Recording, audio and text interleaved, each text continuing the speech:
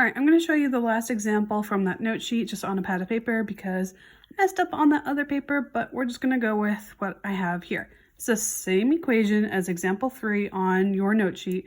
And to start us off, you're going to do your X box, A times C, so 10 times 4 is 40, and your B value, which in this case is negative 13, goes at the bottom of your X box. So I'm looking for two numbers that multiply to positive 40 but add to negative 13. So in this example, it would be negative 8 and negative 5. Now over here, I can rewrite. So I'm rewriting my A term. I'm replacing negative 13x with negative 8x and negative 5x. And I'm rewriting my C term, which is negative 4. I then group my first two terms and my last two terms, and it's important for you to remember that although this is a negative 5x, you have to include that within the parentheses.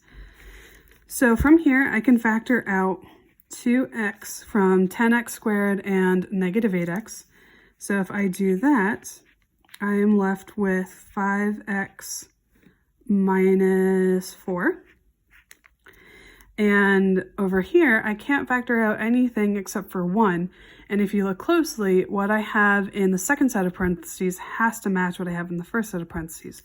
So over here, I'm actually going to factor out a negative 1, which will make this positive 5x minus 4. So I can rewrite it as my inside terms and outside terms. My inside terms are 5x minus 4, and my outside terms is 2x minus 1. From here, if I'm looking to find my zeros, my x-intercepts, I can set each one equal to 0. So this would be 5x minus 4 equals 0. To solve for x, I would add 4 to both sides.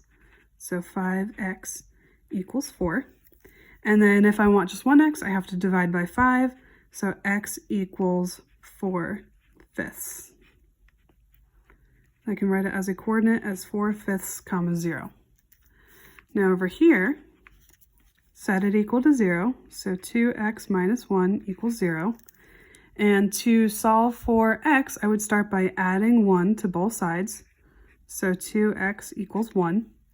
And then to get x completely by itself, I would have to divide by 2. So x equals 1/2. As a coordinate, it would look as 1/2 comma 0.